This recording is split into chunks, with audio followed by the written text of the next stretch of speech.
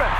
Johnny Bench is tying it up. The Cincinnati Reds win the World Series in 4 straight. It was a sweep. In the dirt, it's a wild pitch. Here comes Foster. The Reds win the pennant. Larkins won the game. That ball is fair. Cincinnati's ahead. 2 games to none. Welcome Joe Randa to Cincinnati. Adam Dunn has done it again. Benzinger backing and calling. And the 1990 World Championship belongs to the Cincinnati Reds. Marty, yes. This is Adam from Milwaukee. Hey, Adam, how you doing? I'm good. How are you? Good. Do you think Scott Chatterbox is a good player? Dunn up there with the bases loaded, the outfield deep and around toward right, and the 1-0 on the way to the plate. Swung on, long drive, right field, and this one belongs to the Reds. And a high drive, hit back into deep right field. Junior has just knocked the door down to the 500 club. Benson's first home run is a walk-off winner. That ball had a family. And De La Cruz is, oh my goodness, look at this kid run. My, oh my, that is a triple. Matt McClain's first big league bomb. Spencer Steer's first big league hit is a home run to straightaway center field. Joey Votto's done it again. The pitch. Bottle swings high in the air. Right field. Yes! He pointed to the dugout to say, I told you. That is Joey Votto's 315th career go-ahead ribby. Only Johnny Bench had more as a Red. And I can't tell you how much it means to play in front of everyone here in Cincinnati as a Red. What a gift. What a tremendous gift. So thank you. Thank you. I think I can speak for all of Reds country. Joey Votto, thank you. High drive. Left center field. Racing back to the line. Bourgeois. The Reds are National League Central Division champions. In the air, left center field. Did he? Did he? He did. He did. Reds win. Reds win. Line to right field. Genius, the first Red ever with 4 home runs in a game. Can you believe it? In the air, down the right field line. Doesn't have a chance. The Reds have won on a 3-run home run on opening day by Ramon Hernandez. A strike away and out away is Homer Bailey. Ground ball to third. Frazier gloves. Throw to first and Homer Bailey for the second time in his major league career has tossed a no-hitter. Oh gosh. Oh my God. Are you kidding me? Holy Moses, the second player in major league history to hit 7 home runs in the first 10 games. In the air and the Reds win it. What a dream beginning to the career of Jay Bruce.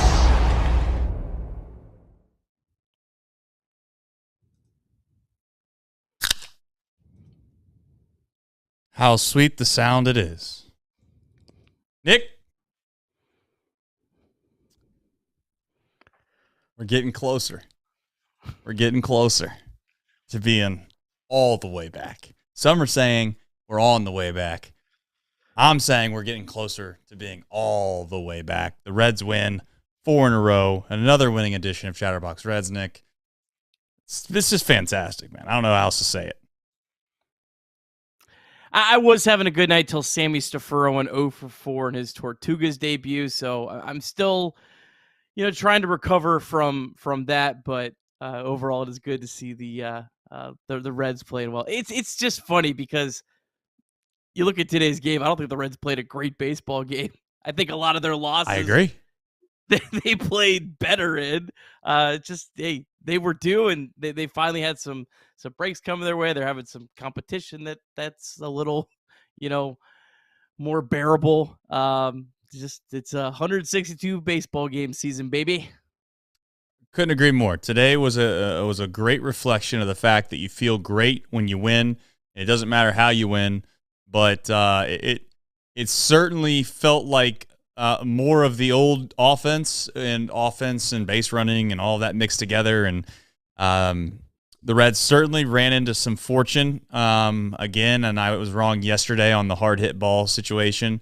But, Goldschmidt gloves the baseball, and next thing you know, we're absolutely beside ourselves, and maybe they hold on, maybe they don't. But it doesn't matter. They found a way to win, and at the end of the day, that's all they really keep track of. And hopefully at this point, we get ourselves in a position where we feel like we expect to win every time we go out there. And right now, maybe that's the case because it certainly seems like the vibes are much, much higher. All right, anything that we need to get into here before we do the box score recap? Well, how was Great American Ballpark? It was today? fantastic. How was your experience out at I the don't. ballpark? I'm 2-0 now. I'm 2-0. So I am thankful for that. But what a beautiful day. What a beautiful day. Memorial Day. Shout out to obviously all the people that sacrificed the ultimate sacrifice to allow us to live in a country where we get to watch baseball and enjoy ourselves and argue online and do all the things that we get to do on a daily basis that we take for granted more times than not. That's for sure. We take all of our liberties that we are given for granted. And it was a good reminder of seeing some of the it was obviously like kind of a Veterans Day type situation down there at Great American Ballpark today. So that was cool to see. It was just so beautiful. The sky, the clouds, the pitching, the offense for maybe an inning or two. But it honestly was a fantastic day with the family. I also have a pro tip if you have little kids. I know some people were like kind of heckling me a little bit for sitting in the nosebleeds. One, I think those are actually really good seats. I know people think that maybe they don't believe that. I like being able to see the whole field. I get to see kind of where everybody's positioned. I don't know. I like it, number one.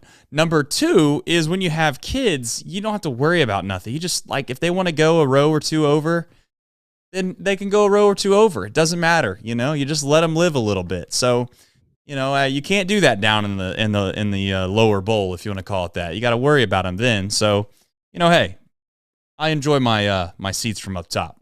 But it was fantastic. Outside the parking garage, loved Great American. Very good. One shout out from me. Shout out to my wife. Today is our 8th wedding anniversary, and Nice. I'm spending it with Trace Fowler. So, It's fun, not funny, but it is kind of true. I probably spend more time talking to you in the chat than I do my wife, which isn't. I think I have a great marriage. It's great on my side. I hope I could say that it's great for her, but I don't know for sure. But yeah, shout out to you guys. Congratulations. yeah, we're gonna do something on Wednesday. My There you go. parents got in town. They're staying with us for the week, so yeah, gonna have a nice little lunch, right. and yeah. Perfect. There we go. Before we get to the box score recap, we do have one super coming from Big Z. Big Z shouted me out last night on X, by the way. I don't want to say that I took any credit for what happened yesterday for you, but I do want to say that I was rooting for you, and I'm glad to see that you came out of victorious, Big Z. He says, never forget why we have Memorial Day. God bless the fallen troops. God bless our military, and God bless the damn Cincinnati Reds. ATOBTTR. If you don't know what that means, and this one belongs to the Reds. So shout out to Big Z for super in that. It's a very, very good way of saying it. And shout out to the United States of America. So that's why I'm wearing my old school USA hat here. I only pull this out for the Ryder Cup, the Olympics, the World Cup, and Veterans and Memorial Day. That's what this is for. You had it on the 4th of July last year, I believe. Yeah. Well, it's patriotic. Brett Kennedy, I think, was the Yeah, honor it was Brett that Kennedy. day. It was. There's never one of the games you just We'll never forget it. Never forget. In 2032, we're going to say on July 4th, we're going to be like, you remember when Brett Kennedy threw in Washington on on July 4th? What a beautiful day that was. But and they came out victorious, and he threw the ball well. But that obviously isn't today. Today they played a baseball game. Let's do the box score recap, and we'll get into all things Cincinnati Reds. All right. Reds taking on the St. Louis Cardinals, a Cardinals team that came in hot. Winners of 5 in a row. Nick Lodolo up against Lance Lynn. Top of the first, Nick Lodolo in his return. He did give up a solo home run to Paul Goldschmidt. A little bit of a Great American Ballpark special. 1-0 St. Louis. But in the bottom of the first, Jeimer Candelario back in the lineup for the first time since Friday. He hit a solo home run to right field, tied the ball game up at 1. Then in the bottom of the second, the Reds capitalized on some bad defense from St. Louis. Nick Martini reached on a very ugly error from Nolan Arenado, the 12th straight game that the St. Louis Cardinals, who played the game the right way, had committed an error. Jonathan India then had a hard-hit single to left field. Will Benson then snuck an opposite field single past Arenado, another play that you probably would have expected from a former Gold Glover to make. That made it 2-1 Reds. And then Will Benson, he was caught stealing, but Jacob Hurtubise hit a ball right at Paul Goldschmidt that he couldn't field either. Another error for the Cardinals and a 3-1 lead for your Reds. That was more than enough for Nick Lodolo. In his return, he goes 5 1/3, 5 hits, 1 run, no walks, 3 strikeouts. Lodolo only threw 81 pitches, so pretty pitch efficient through his 5 1/3.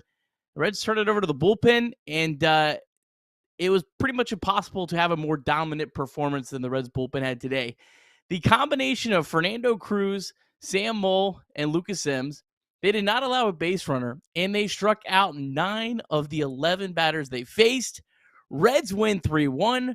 Reds have won a season-best 4 games in a row, and your Reds now 24-30 on the season. All right, and we do have a deep drive of the day, baby. And if you got there late, you would have missed it because it came off the bat of Jeimer Candelario in the first inning. He homered on a fly ball to right field, 92. We always complain about the old Great American Ballpark until it helps us out from time to time. You know what I'm saying? 92 miles an hour off the bat, 356 feet. Yes, that was a home run, and it did help the Reds' win probability jump 10% to 51%, as we all know would turn into 100%. The deep drive of the day is sponsored by DSC, and they are a leader in renewable commodities for biofuel production, specializing in used cooking oil collection, aggregation, and sales. Visit www.deepsouthcommodities.com for more information. And thank you to John and his team at DSC. All right, let's get into it. We got the winning streak. Obviously, that's the big news. I think that the Reds had a good opportunity to really capitalize on something that happened that was a little unfortunate for the Cardinals yesterday. I wasn't going to make a big deal about it because I just didn't want to jinx the vibes.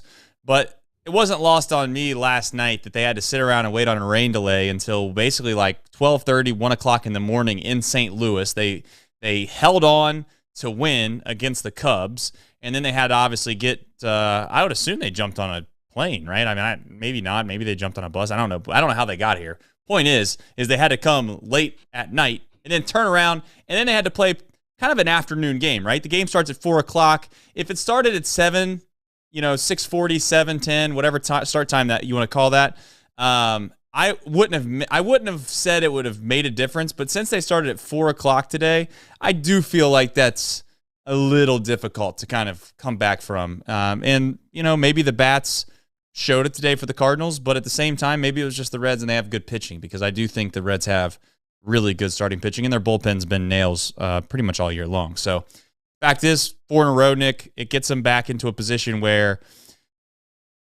I don't know, you be careful here. If they rattle off, 8 of their next 10, something like that, then all of a sudden, for all the people that thought they were completely dead, they're probably going to be right back in the thick of it, like a game out of a playoff position, and it's not even going to be June 15th at that point. So I don't know. It's kind of a wild season.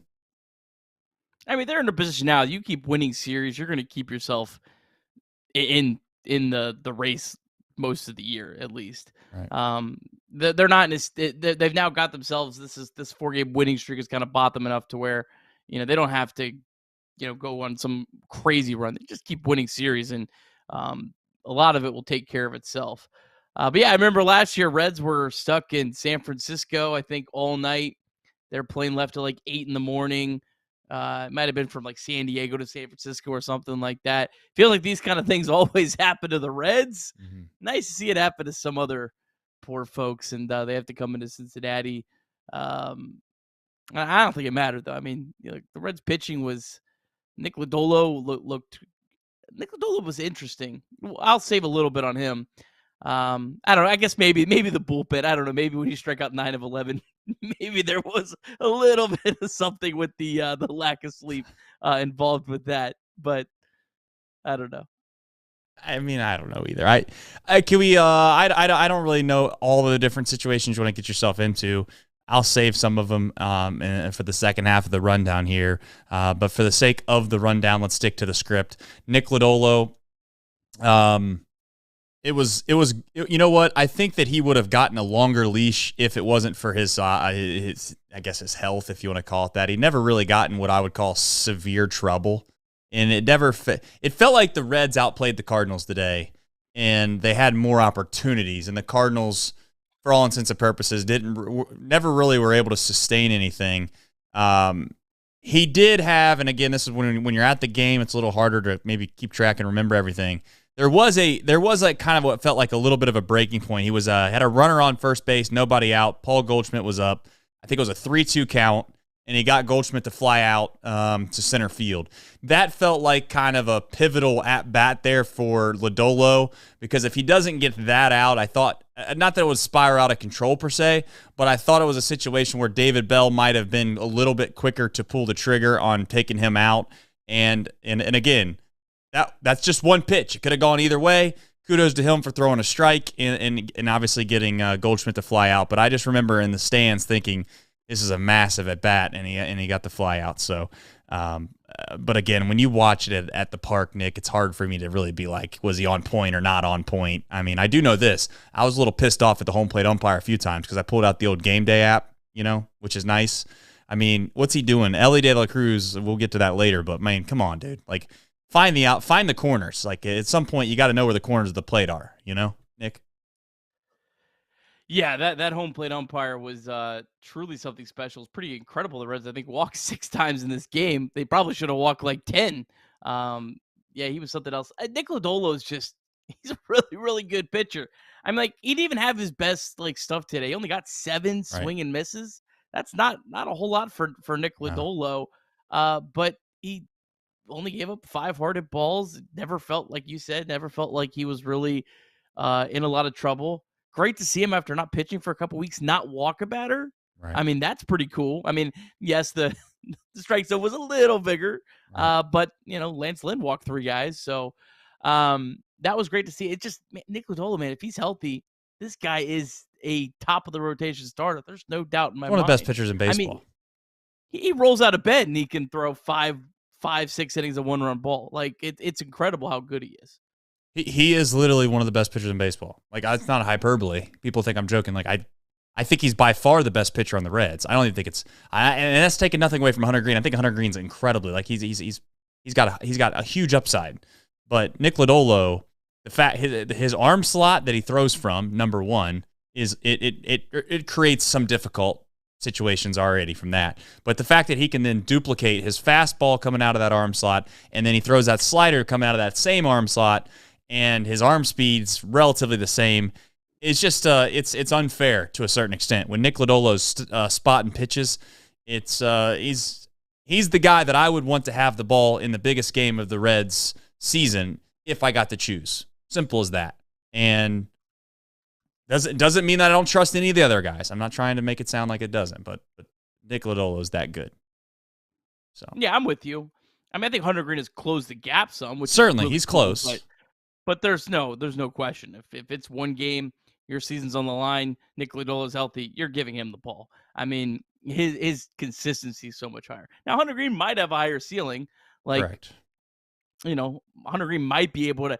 I haven't seen a whole lot of Nick Lodolo, like 7, 8 shutout innings. Like, usually it's more of the, like today or maybe he goes 6. But a lot of that's always been because he's always been healthy, trying to ramp back up right. More so than anything else. But man, you say a prayer this guy can stay healthy because he's incredible and he's the kind of pitcher that can mask a bad lineup.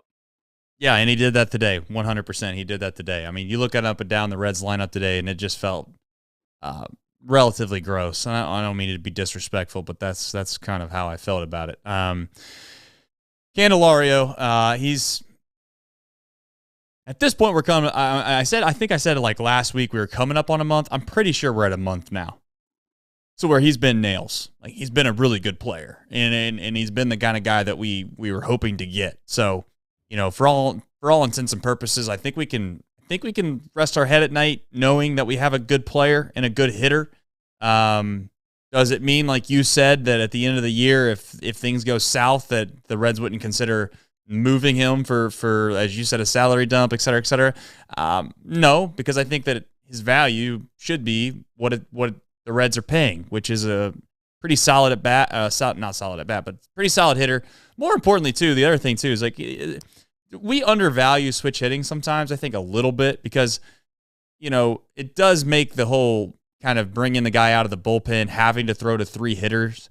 It happened today, I believe, right? They brought him out. They had to pinch hit Hurtubise. Then Ellie had to switch to the other side. And then the last hitter he had to face was Jameer. And it was like, okay, not that big of a deal because obviously Jameer can hit from the left side. And I think they brought in a right-handed reliever to face Jameer left-handed. Again, this is all like really, really, really foggy. But nonetheless, I just wanted to bring up the fact that it's nice to see him play meaningful baseball now and be consistently good. So I don't know how long until he plays first base again, though. Yeah, I think you want to see him at first base. I mean, I think that's Correct. where the Reds are at their best. When Noelvi Marte goes back, yeah, he's been the Reds' best player in May. I know Tyler Stevens has got the pub, but Candelario has a 789 OPS in May. Stevenson's at 757. You don't want me to go down to the next one. It's 691 at Steer. Now, there is one guy that's actually way ahead of everyone, and that's Stuart Fairchild. But, quite a bit, about half the amount of at-bats. Stuart Fairchild, 964 OPS in the month of May. Yeah. Had a decent swing today, too. Yeah. But, yeah, Candelario, like on the season, Candelario's got his OPS up to 718. Yeah. I mean, that's league average. Like, as bad as he was, he's got it back up to league average. And today, that home run he hit today makes me really like, okay, Candelario in this ballpark when the weather starts heating up, are we going to start seeing some of these Great America Ballpark home runs like he had today? Right. But he's already got 6, and I wouldn't be shocked if like June's a big month where he maybe doubles that. That's fair. I mean, I'm not going to argue that. I hope. There's other guys on this team that I think can elevate them significantly, and Candelario is not the guy that comes to mind because I think he's one of the more consistent players they have, right? And I don't know. We can get into it later. I think we'll go down a rabbit hole if I start naming some guys. But let's jump into the back half of this thing. So as always, obviously we have the Game Time app. Nick will hit you with that. 4-game winning streak. Seems like we don't have to bring up the 988 line all that often, but it's there if you need it. 988, text, call, mantherapy.org. And the other thing, too, is life is better with you in it. And I just want to say at this time, thank you to everybody that jumps in on the show each and every night. The chat's amazing. You guys propose good questions. We got some good super chat questions coming here in just a second. But before we get to those, Nick has the official Game Time app promo / why you should do it. Jonathan is going to... go ahead. Seems like a good time to head down to the old ballpark. Oh, it does. And be sure to use the Game Time app because the Game Time app, now an authorized ticket marketplace of Major League Baseball, makes getting tickets even faster and easier. Prices on the Game Time app actually go down the closer it gets to first pitch. With killer last-minute deals, all-in pricing, views from your seat, and the lowest price guaranteed, Game Time takes the guesswork out of buying MLB tickets. They have all-in pricing. You can toggle this feature, and it shows you the total up front with no surprise fees at checkout. Lowest price guaranteed, or Game Time will credit you, Jonathan India, 110% of the difference. Take the guesswork out of buying tickets with the Game Time app. Download the Game Time app, create an account, and use the code CINCI for $20 off your first purchase. Terms apply. Again, create an account and redeem the code CINCI, CINCY, for $20 off. Download the Game Time today. Last-minute tickets, lowest price, guaranteed. And if you're a leader, you download the Game Time app. Use the code CINCI. Terms apply. Don't sue us. All right. See, if I could have If I could have focused like I just did then, I wouldn't have to get out a Nick Cage pillow. If I could have locked it in against the old Red Sox. Fair. This is true. This is true. You were dying laughing. You were dying laughing, and I was asking you what you were laughing about, and that was the start of the Cage Express. All right, we have some supers here really quickly, and by supers, I think we have a couple. Michael Rolfe coming in 2 times, back to back. He said the get a parade catch for the Reds win ATOB. TTR. If you don't know what that means and this one belongs to the Reds. Like the stream, it equals wins and fun. He's not lying. And then he chimed in and he said, who will have the best MLB career, Nick Lodolo, Hunter Green, or Rhett Lauder? And that is an unfair question because it's a hard one. And I think it's one of those things where Nick Lodolo is the easy answer if he stays healthy, but I think that's obviously the big question mark. I would go Hunter Green. If I was betting money on it, I would bet Hunter Green. If I had $100 to put down on it, Hunter Green wouldn't even hesitate. I mean, Nick Lodolo just hasn't proven he can stay healthy.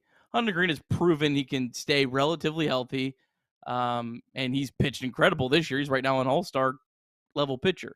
Rhett Lauder didn't make it out of the first inning in Chattanooga. I love Rhett Lauder. He's going to have I think a great career, but where the three guys are at right now, Hunter Green, put the money down. Someone give me the bet. I'll put it down right now. Ooh.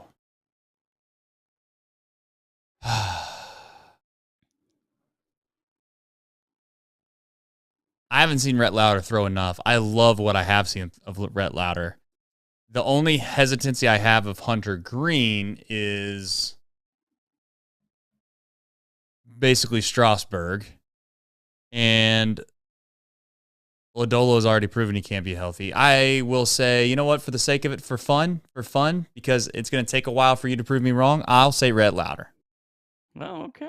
I'll say prospect guy, Trace Fowler, prospect guy. Man, we have worked him. He's taking Rhett Lauder over 2 big league starters that got ERAs in the 3s right now. How about that? I've seen Rhett Lauder throw a couple times, man, and I'll tell you right now, he looks pretty damn good. I know you told me he didn't get out of the first inning in Chattanooga one time. I don't care. You know what I mean? He might have had a couple Chattanooga choo-choos down there before he went to the game. Well, if you would have saw that defense too, I mean, oh boy, it looked like the St. Louis Cardinals today out there. Catch. What about Arenado? I don't know, dude. I don't know how you just tough. Yeah, that was a tough. That was not even a tough play either. They still owe him $65 million. Oh, that's tough. Paul Goldschmidt, by the way, it looked like he's kind of starting to make a little bit of a comeback based off the numbers I've seen today. Yeah, he's been better. He had an 800 OPS over the last 15 days. He was really, really bad before that. He's a free agent at the end of the year, so he's a guy that if the Cardinals will turn around, probably gets moved. Honestly, Reds need to write in a bet. Well, let's get ourselves in a position where we're buyers and they're sellers first. Let's do that. I think we got to catch them. Probably got to catch them first to buy their players. Right. Yeah, it usually works that way. All right. Speaking of catching people, usually the reason that we're able to kind of win baseball games more times than not is because of the bullpen. You had mentioned it. Fernando Cruz, I kind of want to single him out for just a second. When that guy's on, man, if he's spotting his fastball, he's unhittable, genuinely unhittable. That splitter is so good that I don't know how long he's going to be able to sustain this thing.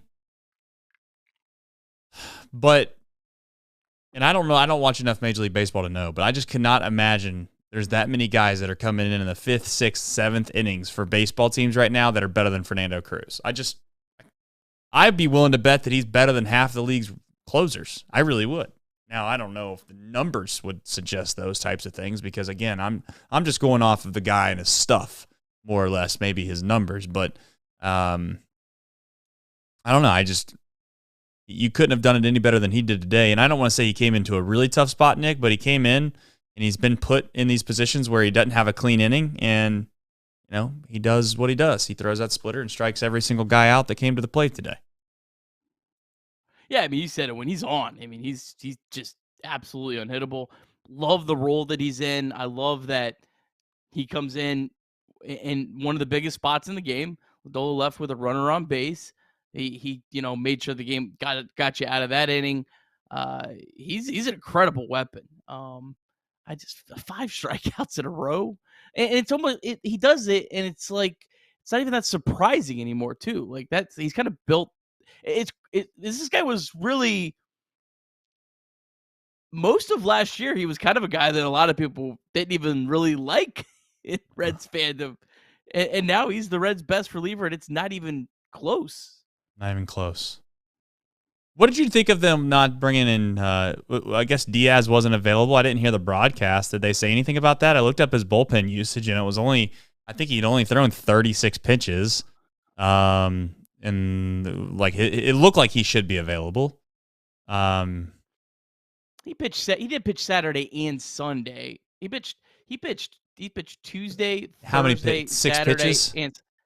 But you still have to warm up. You still have to go out there. I mean, again, do we really think that Alexis Diaz is that much better than Lucas Sims? I would say yes. Why would Lucas Sims hadn't pitched since Friday. So I mean, it was just kind of a situation where I don't know. I like that. I don't like that we always have to. Yeah, I keep that's still. I mean, Tuesday, Thursday, Saturday, Sunday, warming up, coming into the game.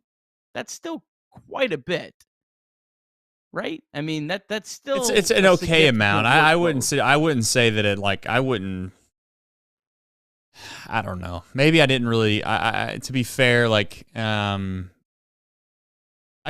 don't know, right? Like you just don't know. That's the one thing about bullpen. You've said it before about managing a bullpen. You just don't know if guys are available or not available, how they feel, how they don't feel. He might have asked Diaz before the day started how he felt, and Diaz said he was tired, and he was like, "All right, well now I know."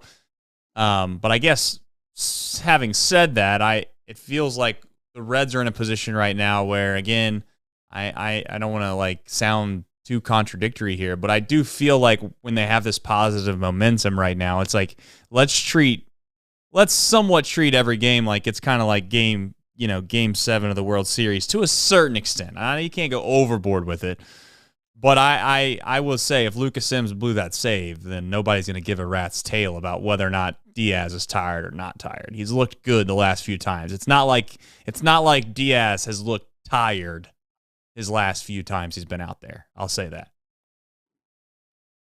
That's fair. I think Lucas Sims is a better pitcher, so maybe I'm a little biased. I don't think there's a big difference, and I think both guys have certain stretches where you really lose confidence in either one of them. But if I have a choice between a rested Lucas Sims versus a Alexis Diaz that has been used quite a bit, I'm going with Lucas Sims every time. So I didn't have an issue with it whatsoever. I think that's. But I don't think like the Reds should remove Alexis Diaz from the closer role, just because why would you? That's the whole like messing with it. But if you could just say, hey Diaz, we're going to give you the day off. Like you have like this opportunity where Sims hasn't pitched in 3 days. Diaz, we're giving you the day off unless we absolutely need you. Like I think that's completely fine. I guess Diaz is the same way. The only thing that worries me about Sims sometimes is it's like a loose cannon. I mean, he's great when he's great, but when he's not great, it's not ideal. There for a minute, I thought half the Reds country was trying to ship Lucas Sims back to wherever he started his career off to, which he's is pitched good. Last few times. I mean, and he pitched against the Dodgers 3 times and threw three scoreless innings. So, I mean, that's pretty impressive in itself. So he's pitching better. He's looking more like the Lucas Sims that we expected. It's been a weird year for him, just because he's given up some home runs. He's usually been pretty good at that. He's given up he's given up a lot of walks, but he seems like he's settling in. And his last several outings, he's only walked like one batter, like his last 7 outings. I mean, listen. If we were to rank the bullpen guys before the year started, Lucas Sims would have been in the top 3 easily. So I'm not saying he's not talented. I'm just saying that if Alexis Diaz was available based off of the way that he's looked the last few times, then I was going to him. But it all worked out, so it doesn't matter. TJ Friedl, reports are back that he's going to be back. I'll let you fill in the blank. I think it was like, maybe a week or so, something like that. It said possibly this weekend if everything goes well, maybe next week. So I guess they're not sitting him on a rehab assignment. I don't know if I agree with that. Just because it's not like he was on fire when he got hit. I don't know. I would probably send him down for a couple games. I don't know. I mean, they know him. I mean, they know they know where he's at. It'll be interesting to see what they do because I do not think Jacob Hurtubise deserves to be set down whatsoever. I think he deserves to stay up. But that would give you 4 left-handed outfielders, not even counting Nick Martini, who I think Nick Martini is more of a first baseman than an outfielder at this point. But yeah, it'll be an interesting situation. I mean, also there's also the possibility if Will Benson looked better of late, but if Will Benson really struggles, he could be the odd man out. I think he's the odd man out personally. He's the only guy that could, I think, benefit from maybe going down to Triple-A, taking a breath, resetting. Like no one else is going to benefit from that. Well, I think that again, let's just play the hot hand. Like as I said last year, earlier in the year, I think I feel the same now. It's like I'm not looking at Triple-A as like a huge demotion right now because it's not like these spots are not easily interchangeable. If you have options, let's use them. I'd like to play the guy that's kind of hot, which I guess, I'm not trying to say Jacob Hurtubise is on fire or something like that, but he's having good at bats. He looks like he belongs. Put it this way, I'd much rather have Jacob Hurtubise having an at bat in a meaningful situation right now than Will Benson against a good pitcher. Okay? Like, is Will Benson going to run into some fastballs every so often? Is Will Benson going to run into a hanging breaking ball every so often and hit it, 420 feet? Yes, he is. Like, that's kind of what he's become as of late, unfortunately. And I'd much rather have the more consistent approach at the plate, not a bunch of swing and miss, and put the ball in play, and good things will traditionally happen. In fact, it happened today. I mean, they did not really do a whole lot offensively. They just let the Cardinals make mistakes. I mean, I'm not trying to, kill this offense, but they didn't do a whole lot of things that were all that special. They just put the ball in play a couple times and allowed the other team to beat themselves, which we found out the Reds do a pretty good job of doing that themselves sometimes, I do want to say something as well. I think Jonathan India, as much as I give him like hell for his defense, I think his defense, and I don't know what the analytics have said and all that, but like I do think his defense has improved. Do I think his defense think his defense is anywhere close to where it needs to be to play second base every day at a major league level? No, I don't. But I just want to say, like, I do appreciate the fact that I think he's worked on it. And I do appreciate the fact that, like, he doesn't just bow into the narrative or give in on this narrative that he's a terrible second baseman and he just doesn't care. I think he cares a lot, and I just want to say, like, he makes some good plays from time to time. And no, I'm not saying they go unnoticed, but if he were to make a bad play, we're going to sit here and crush him. So I think it's only fair and just to at least bring up the fact that Jonathan India's played a pretty decent second base as of late.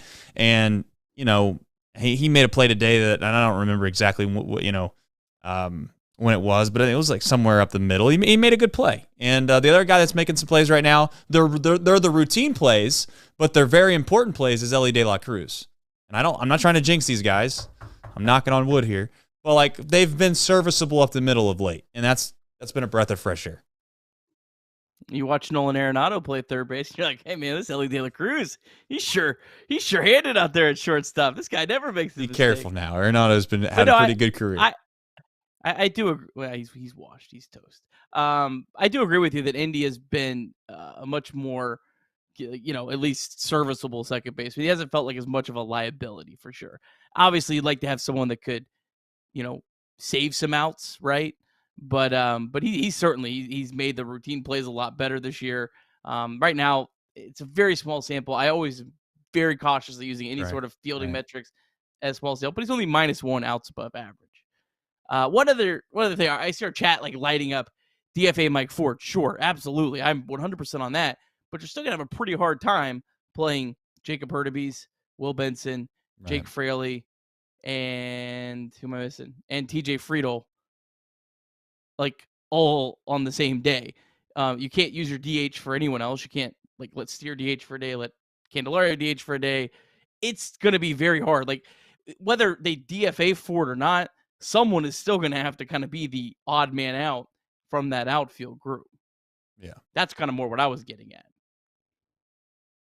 I still hope and wish, which it's not going to happen. If it hasn't happened yet, it's not going to happen. I really wish they would try to put India in a spot where they believe his future would actually exist in, and maybe they don't think it'll be a position at all. And again, if that's the case, okay, I guess. But and what I mean by that is not so much he wouldn't be on the team, but as much as him being a DH, right? I think India sitting in a DH role is not the end of the world. Him trying to figure out something in left field again. That's the thing that's been a little disappointing about through all of these injuries is that we still don't really know if India can kind of do it out there. And I guess maybe the obvious answer is that he can't, and that's okay if he can't. But again, I guess I would have liked to at least kind of tested those waters a little bit. And I wish they would just do it. Like stick Espinal at second base and let's just get on with it and we'll figure it out from there. Like let's act like Espinal is Matt McClain and move on. And then Jeimer Candelario from time to time can play third base. Put Spencer Steer, I guess, at first base, and we'll put India out and left every so often, and we'll have the world's worst defense, and then we'll see how it goes. I'd say that jokingly a little bit, but I guess that's just a quick talking point with Friedl coming back. We do have a little bit of a kind of a hodgepodge of outfielders that are all left-handed swinging outfielders. Mike Ford, we could do whatever we want with him. Like I at this point, I've seen enough as well, but I'm not going to also act like Mike Ford is significantly worse than Will Benson or Nick Martini. Like Will Benson, I guess, has some speed, yeah, and he can play some outfield, which I guess that's relatively important. But from a plate perspective, I'm not saying I've given up on Will Benson, but I just don't expect that many great at bats anymore. Yeah, I don't know where I'm at on Will Benson. I don't know. It's still early in the season, but I don't know. I really don't know. I don't know if he's going to be able to turn it around up here or not. I could absolutely see him going on a complete tear the next 2 weeks, making us look completely dumb. I could see him just staying exactly where he's at right now. But yeah, I'm with you. I mean, everyone wanted, if you wanted Mike Ford up here, you need to give him more than 3 weeks of a sample. If you were screaming, put this guy on the roster, it's pretty silly to say the guy's had played in 16 games. Yep, he's toast. He can't hit it all. Like, pick a line there. You're either one way or the other. Either this guy could have helped the team or he can't help the team. 16 games is not enough of a sample to be like, yep, he's for sure toast. I think one argument to that point would be, like, in a way, Jacob Hurtubise, Mike Ford, those types of players, when you're bringing them up, they're not true prospects, right? They're not guys that you expect to be part of your long-term plan. So the only pushback I would have to that statement would be more or less like, if we have options, Martini had an option, like that. Let's just use them from the simple chance that we get some kind of quick spark, and let's just use them back and forth. Like, let's just keep interchanging them out. And again, if this guy is struggling for 10 days, then okay, no big deal. Again, is it fair to the player to say that they can or cannot stick long term? No, but again, similar to Henry Ramos last year. I know Aristides Aquino was a long time ago, but those types of you come up, you get a breath of fresh air, and then you play above your weight for a while. I'm wondering if that's Jacob Hurtubise, I mean, you could make the same case that could be what Jacob Hurtubise is right now. And then after maybe 2 weeks, Nick, Jacob Hurtubise is, struggling pretty bad because the league catches up to him. And then my point would be, okay, that's when you can kind of, you send Jacob Hurtubise back, bring somebody else back, and let's just keep hodgepodge this thing around until we try to figure it out. Let's not just stick with Nick Martini for a month and a half and he's just absolutely atrocious, is my point. Whether that's the right thing or the wrong thing, that's debatable, but that's kind of my theory with it. It's not so much that I think Mike Ford is a bona fide big leaguer and we need to keep him on the roster, if that makes sense. Yeah, I don't.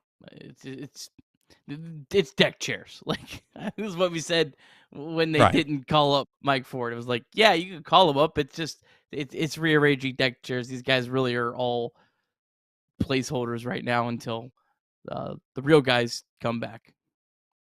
Fair enough. Speaking of real guys coming back, you have TJ Friedl, obviously, hopefully at the end of this week. And then we have, we're getting closer and closer to the date. Again, I don't know if that's the saving grace is Noelvi Marte because he hasn't played baseball. And, that's the other part that we don't really want to kind of talk about is that Noelvi Marte is going to go pretty much almost 8 months without playing in Major League Baseball. So, I don't know if the expectation should be that we have a bunch of saving graces on this team. No, is that fair to say? Or yeah, I don't think it was fair to say going into the year that Noelvi Marte was a sure thing. So it's certainly not a sure thing after he got suspended and you were out half the season. I know he's been able to do baseball activities and stuff at the complex and all that kind of stuff, but it'll be interesting. I go back and forth in my head. Like, obviously, I want Noelvi Marte to come up and perform well for a lot of reasons. Obviously, he helps this team. It's very good for our future.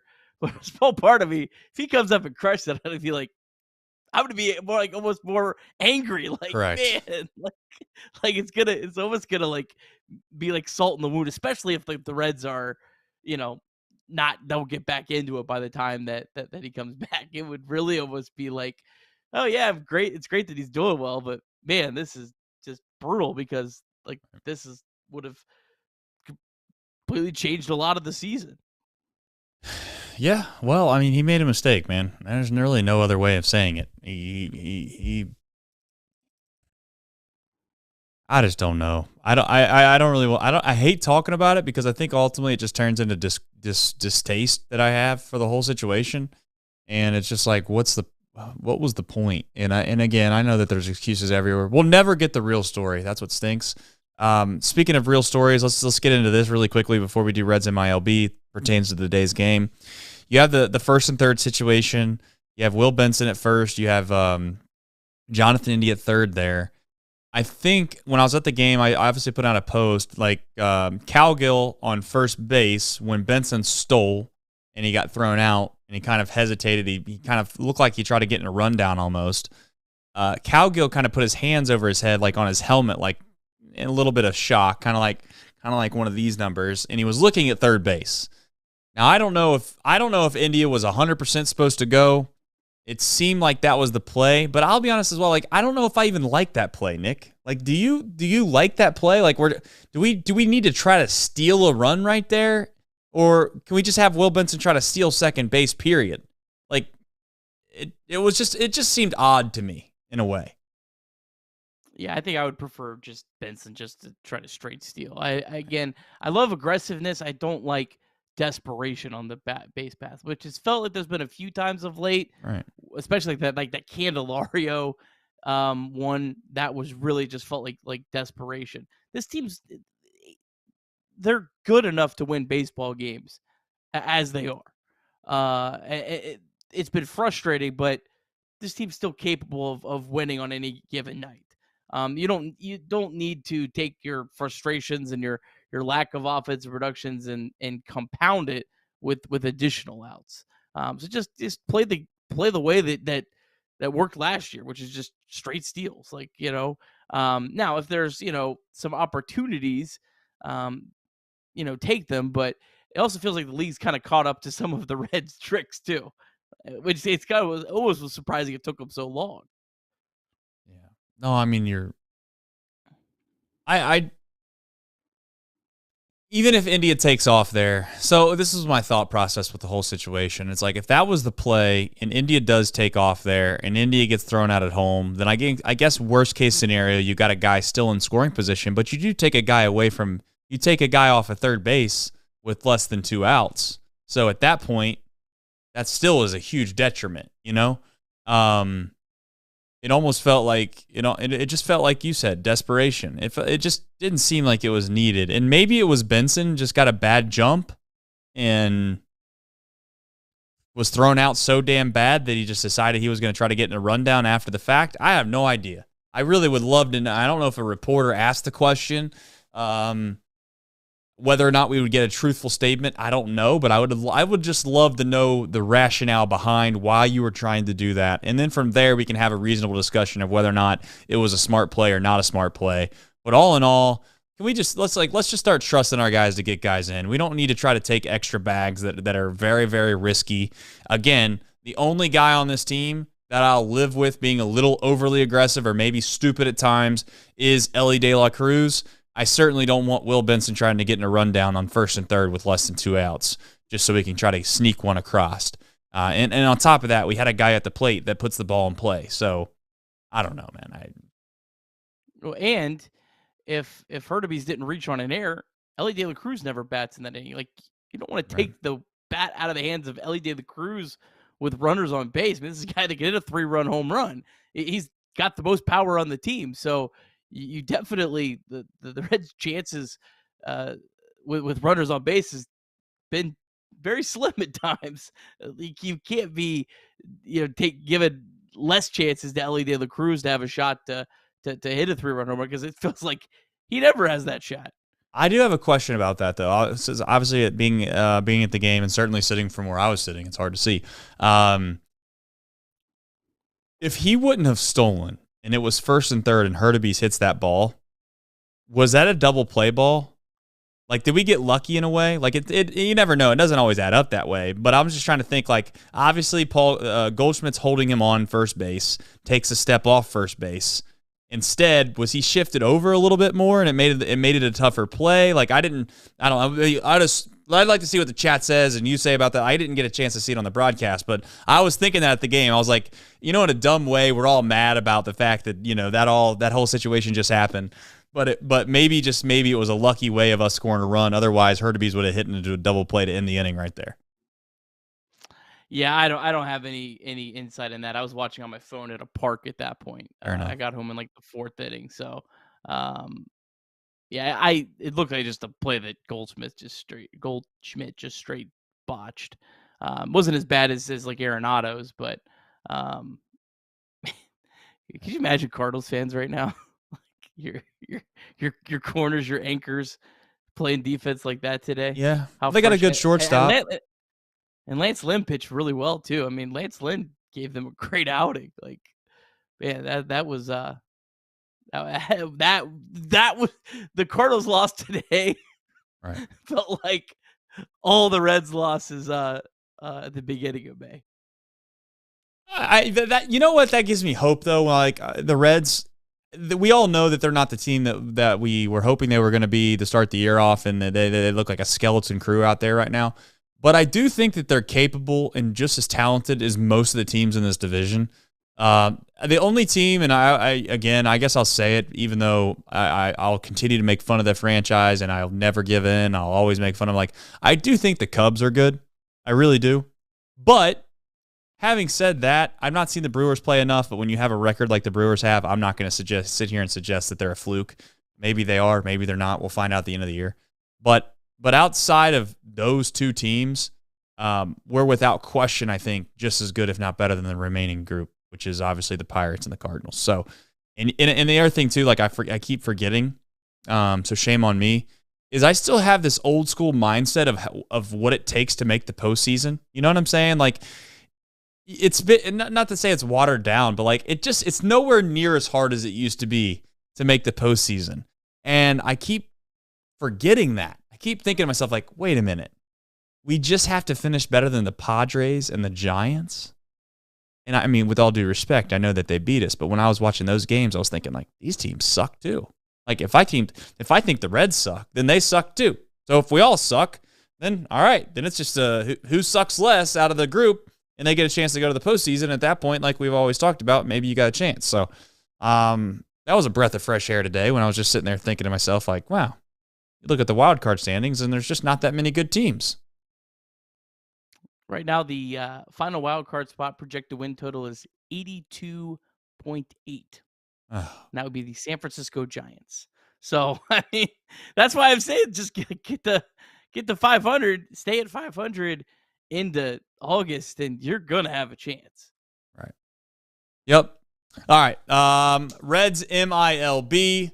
Marte has been a hot topic in the chat. Listen, we still love Marte. We still want to root for Marte. Marte is still going to be our guy.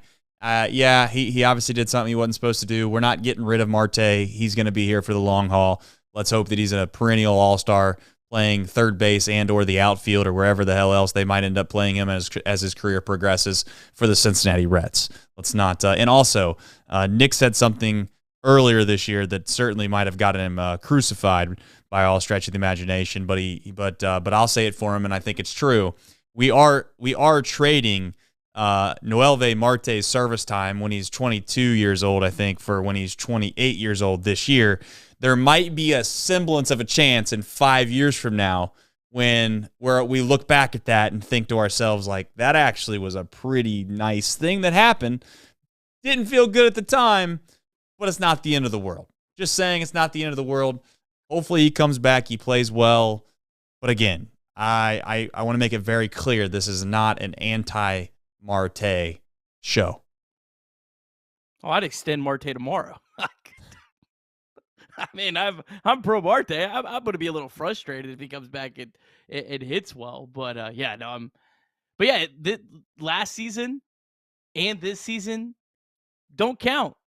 Like, it's basically like it didn't happen. He starts basically his first year of service time on opening day next year, and you have 6 years of it from that point. So basically, that's like definitely like it's a very strong silver lining. Like, if you say, well, they play well to make the playoffs without him. Okay, yeah, but you didn't use a single year of service time, and he's going to end up playing almost half the year this year. And you had him for a month last year, and it didn't count at all towards his clock because you have to go, I don't know the exact date, but basically you have to go a month and a week doesn't count. So, and he's not going to have that because of when he got called up last year, and this year he didn't get a full year. He's not going to get a full year by the end of the year. So. Yeah. That's fair. The other thing too, last thing on Noelvi. Noelvi is, I think, a very skilled player. I don't think that Noelvi was successful last year and throughout his career because he just was strong, this super, super strong guy that was taking steroids and he was just blasting balls over the fence. Like, that's not the type of player he was. He was very, very skilled, patient at the plate, went with pitches. Again, he looked like, you know what he looked like? He looked like a professional hitter.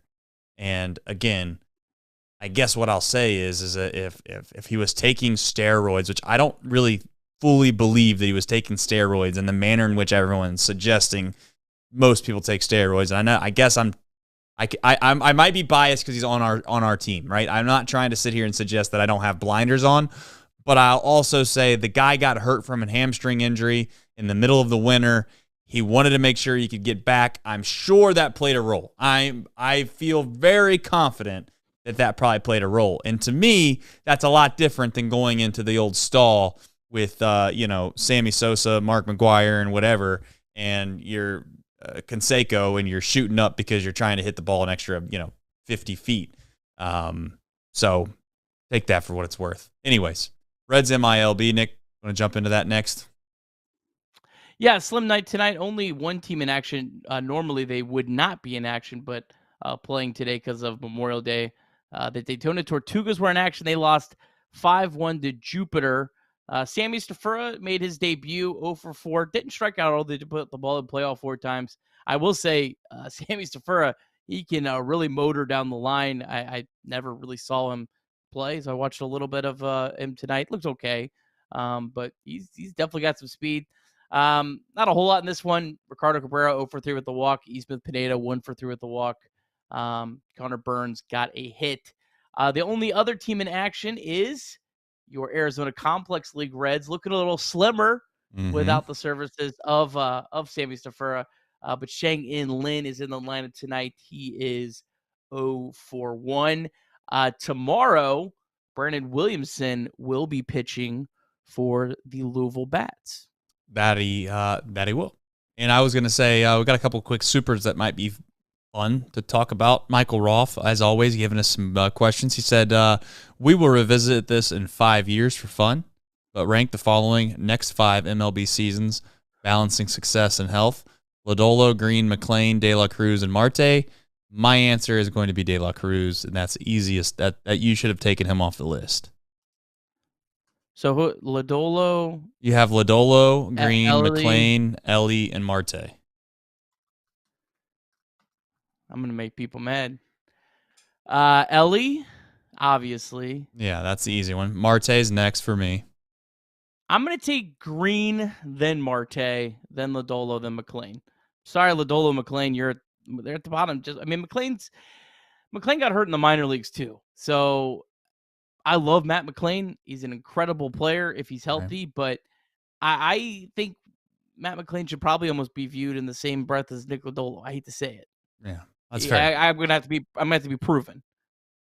Yeah, it goes Ellie, Marte, Lodolo, Green, McClain, and I love Matt McClain. God, that's crazy. See, that's what gets me excited, though. Like, I guess, like in a dumb way, that should make you feel pretty excited because Matt McClain's last, and I love Matt McClain. I don't know. We'll find out. Bryce, he wants to let everybody know that Angel Hernandez did retire. Baseball Chat wins. wanted us to talk about this bad. Boy, did today. they were all over the Angel Hernandez. The question of the day really is not that Angel Hernandez retired. It's whether or not he was forced to retire. That would be some inside baseball that I would like to know, because he was borderlining the Jim Boeheim experience, if you know what I mean. Like, that's where we were at. It's like, yo, man, it's been a good run. Have some self-awareness here and just step aside, you know? But Angel just kept running out there, and maybe at some point he did look in the mirror and realized it, or maybe finally Major League Baseball had to come in and be like, yo, man, you got to go. What do you think happened? I think they should. Yeah, I think you're right. There's some others I see, John, in the chat. CB Buckner, absolutely. I think that MLB umpires, it should be like the old soccer league across the pond, where you have like your bottom 5 umpires.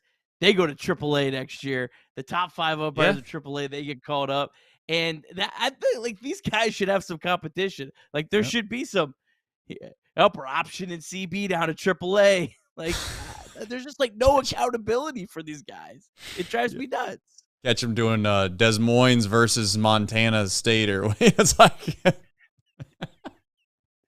yeah, we'll see how these guys really love it when we send them out in the middle of Montana.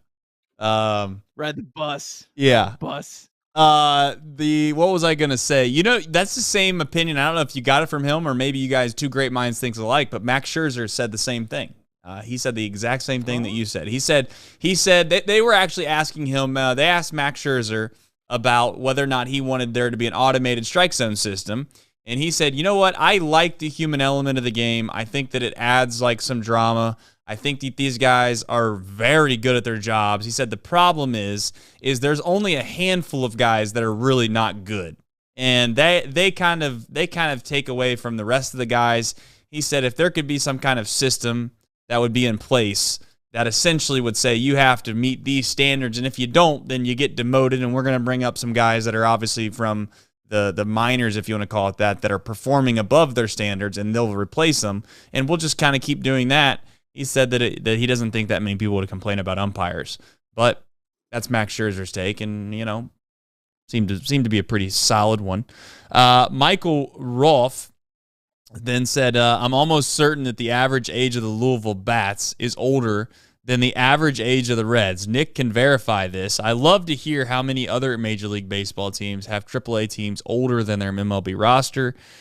I think some of that's because the Reds obviously have a lot of young talent, but more so, you kind of have all those fringe guys that are hanging on by a thread, that are up there in age, that are former big leaguers that still are trying to hold on for dear life. Probably, I don't know. Kemp is a guy that comes to mind. Martini's a guy that comes to mind. Ford. Trying to think if there's anybody else. I mean, how big's Big Tone down there? Santillan. Is that how you say his name? I'm pretty sure the Reds are older. I don't think there's anyone. There's no one at Triple-A that is old. That is 34. I'm looking through it. I don't know of a site where you can just check it tell you all the out. average. Fernando Cruz, by the way, some people are in the chat Fernando Cruz is a guy. If you don't know Fernando Cruz's story, unbelievable story. Guy came up, was a shortstop, and he hung around for a while. For being completely honest, hung around for a while. Then he obviously went to the indie leagues and played. I think in 2021, I looked it up. He played for 4 different independent baseball teams. Now, one of them I think was a winter league, to be fair.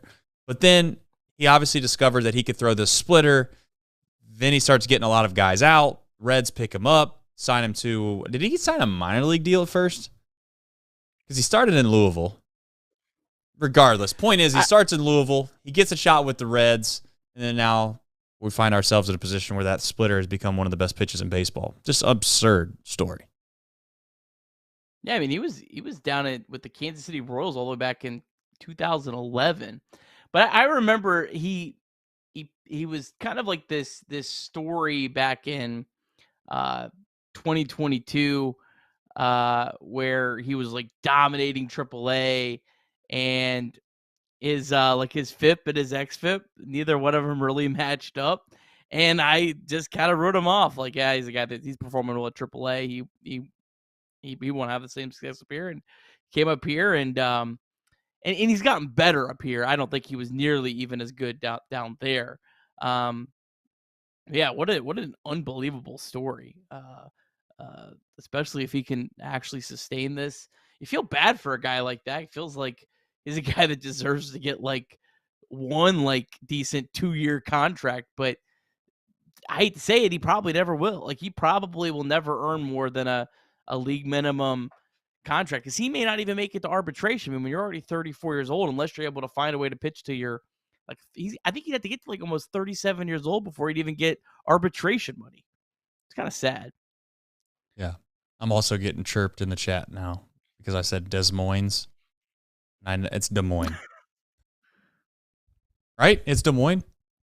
Yeah, Des Moines. You have some wild pronunciations. I've given up on just let him go, pronunciations. Man. DeJong? Roll. I did see a DeJong jersey today, by the way. Did you go ask him? No, it was a girl. I was like, hey, you know that DeJong, he's playing for the White Sox, I think, now? I can't keep up anymore. Who's he playing for now? Yeah, that would. I think he was on the White Sox. I think he was, but I don't know anymore. I can't keep up. I do know one way to keep up with the times, and I don't have enough time in my life to do it. But I tell you what, you play video games. My son knows who everybody plays for. I mean, this guy's middle reliever coming out of the bullpen. He's like, oh, that's Joe Schmo. And I'm like, how the hell you know this guy? He's like, well, I play with him on MLB The Show. I'm like, shit. Your boy Trace might have to get on MLB The Show and play a couple seasons. I'll know. I'll have it all figured out. Yeah, but you know what? And as long as you have the sound on, so you can hear him pronounce the names. You gotta know how they pronounce the names. Yeah. Make sure that sound's turned up. It adds to the show. I like people thinking I'm an idiot because I am. That's a good thing. I am. Just hung around baseball for a long time, so I know a little bit of stuff that goes on around the diamond. All right, one last super here before we get into who, what, when, where, and why, because I think it's also a pretty fair question. Ned Flanders chimes in. He says, are you worried yet about Fraley? Espinal has more home runs. Something seems off with him. That's a great super chat. Yeah, we've had a bunch of good supers. I don't. Fraley did get hurt towards the end of last season, and it seemed like since he came back, Nick, he's not been the same. So I think my answer is yeah, I am worried.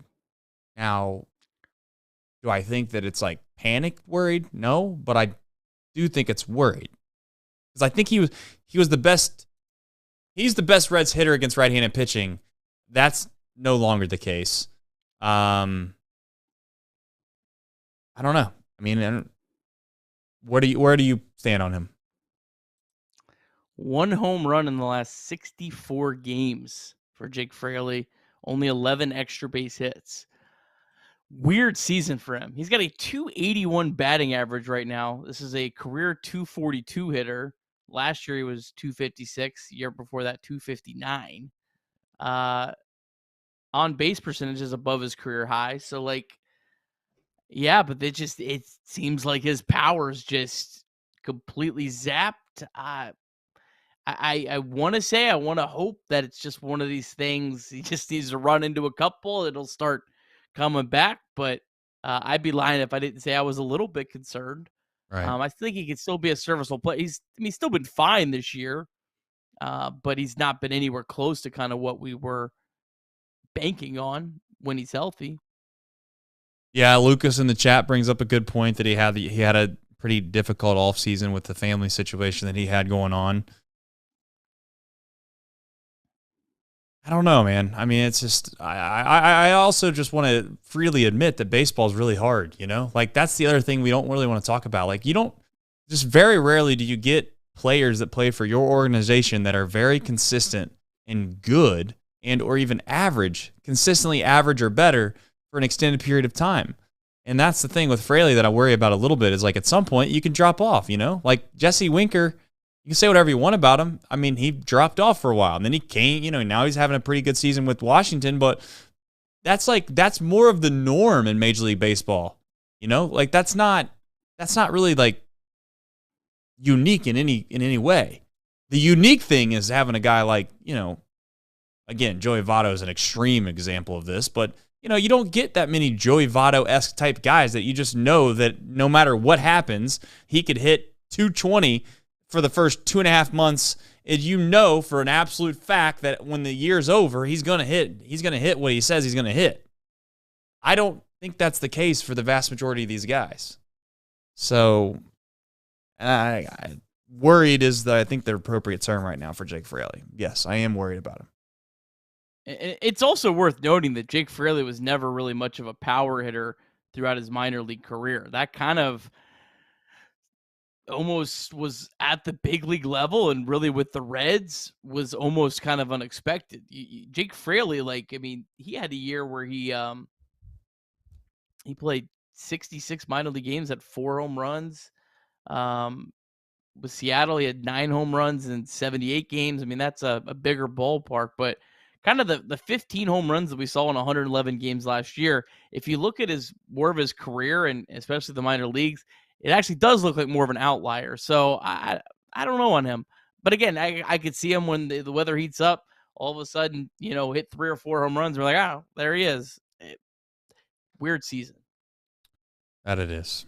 All right, let's jump into finally getting ourselves on this show back on track. Now, I do know, unfortunately, this is where you're going to make fun of me, and definitely the rest of the folks can make fun of me because I don't even know. I know it's either Tuesday or Thursday this week where Little League gets in the way, but we're back at least at a normal time on this show. You have a game tomorrow, Coach Fowler. Thank you. Thanks for letting me know. I knew I had a game. I just didn't know what time, brother. I wasn't sure what time. The Little League Pirates will be out there ready to get them, baby. Tomorrow's one of the nights you could do it. Craig will be on tomorrow. My son has his first game, but this is at 5:15, so we should be ready. We should be ready to roll. Yeah, so we'll be Craig tomorrow, but we will see Andrew Abbott against Kyle Gibson tomorrow. Abbott coming off 7 shutout innings against the Padres. He's only allowed 1 run in his last 2 starts. That covers 14 innings, a 1.88 ERA in May. Abbott made 2 starts against St. Louis last year. Kind of fits in with kind of how his season went last year. First start, it's actually his second career start. No runs in 5 2/3 at Busch Stadium. Second start, it was in September when, you know, he was not the same. 6 runs in 4 innings pitched. Cardinals against Abbott. Arenado's 3 for 4. Carlson 2 for 2. Goldschmidt 1 for 2 with 3 walks. Kyle Gibson, he's been pretty solid this year. He's only, if you look through his game logs, he's only had 2 really bad starts. He's had a lot of pretty good starts this year. Reds did get him pretty good last year. 6 runs on 9 hits in 4 2/3 last year when Gibson was with the Orioles. Active Reds, though, against Gibson, 18 for 57. That is a 316 average, 911 OPS. Jeimer Candelario's 4 for 20 with a home run. And get this, Trace, I didn't plan this, but Jake Fraley, 5 for 7 with 2 home runs. So maybe he just needs Kyle Gibson tomorrow. India's 1 for 5 with a homer. Benson 1 for 2 with a double. So back to a 6:40 start time tomorrow, as we've kind of been all over the place the last month. It feels like we've not gotten in a rhythm at all on start times. 6:40 is, by the way, an atrocious start time. At some point, could they possibly work together at Great American Ballpark and just sit there and say, you know what? These games only take about 2 hours and 15, 2 hours and 20, 2 hours and 30 minutes. That's all it takes anymore. Manfred fixed that problem. You don't need to start these games at 6:40. Okay? Like, I'd rather be great to come on the air right around 9:30 at night, Nick. We could start these games at 7:10. Hell, I don't even care. Start these games at 7:30, you know? But no, let's put them at 6:40. Have them over like at 8:45? Come on. It's brutal. But I don't think they'll ever change it. And heaven forbid you start the game at 7:10 and you have, like, I don't know, the sun field that's out in left field gone by the time the game starts. Yeah, you put Spencer Steer out in left field and you start the games at 6:40. Right. Worst idea they've ever had. Right. Yeah, outside of all the bobbleheads that they had for, first couple of years. Not an anti-bobblehead guy. Not at all. Big bobblehead guy. Big bobblehead guy. By the way, look at this bobblehead. That's a good-looking guy right there. You know what I'm saying? That right there, that will get you everyday playing time. You see that hair? That's what you need to. That's what you should do. Maybe Espinal should take some notes. He should grow his hair out. That'd be an experience. He should consider it. All right. Any other supers that I missed? Let me make sure. We got 2 things we got to get to. Why? Because the Cincinnati Reds just keep winning baseball games, which is a very, very, very good thing. Nope. Nothing on the docket, Nick. Only you. We're gonna send it to you now. Oh. Yeah. Oh no, I didn't have it. That's okay. You got it. All right. 4 days in a row. Boom, boom, boom.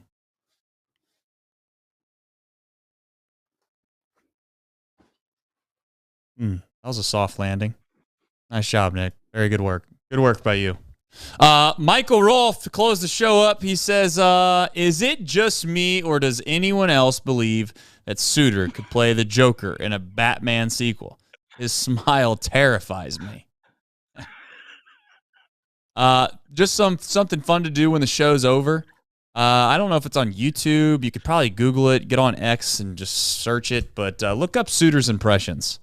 That dude's either funny, unique, whatever term you want to use, I'm not sure, but he's got some pretty good impressions. Jim Carrey impressions specifically. He's also a children's author. Did you know that? No, I did not. He writes children's books? Yeah, he wrote a kid's book. Well, isn't that something? Pretty sure it's him. Yeah. Sit down right here, little boy. All right. I don't know if anybody's noticed, but here it is. The Binky Bandit. The Binky Bandit. Wow. By Brent Suter. Wow. That sounds interesting. It's a dog. It's a dog that steals a Binky from a baby. Oh, really? Stealing Binkies? It's not nice. Anybody see a problem back there? I have a problem back there. Last night, the fireball, it caused me to jam it a little harder into the basketball goal, and then I accidentally fell into the wall that was already damaged by my kids, by the way. It wasn't me. It was by my kids, but I kind of made it a bigger problem. I think I'm going to leave it. I'm going to leave it until the end of the season, and then I'm going to have somebody help me out, and I'm going to have to find a drywall guy, or gal, or person. I just need a drywall person. Maybe that's where I'll go with this. Drywall person to come fix the house. Look at that thing. Not good. But you know what? It's not going to stop me from dunking. At some point, I might go through the wall, and I don't know what's on the other side. I'm assuming plywood or maybe the siding or brick or whatever's over there. But I just want to say, before you do it, do me a favor. I need you to go, and I need you to download, rate, and review Chatterbox Reds, okay? Can you do that for me? That's all I'm asking. Just download it, give it a rating. 5 stars would be really cool. And then give us a nice review. Like the stream if you haven't already. We're at 162. If you're watching this after the fact, you can contribute as well. Just hit the little like button. Helps us out. 4 in a row. 4 in a row. And you know what I said the other day? I'm going to tell you it again. I think we can get a little greedy. Let's start getting greedy. Let's ask for more than we should get. Let's get another one tomorrow. Let's find a way to sweep the Cardinals. And next thing you know, you close your eyes, you wake back up, and boom, you're right back in the race. Right back in the race. They've made it interesting. Thank the Lord. Now I got to go find a basketball. Shout out Memorial Day, by the way. It hasn't been forgotten on me. So I'm going to turn this cap around and very much appreciated all the veterans and all the ones that sacrificed it all. Go Reds. Love y'all.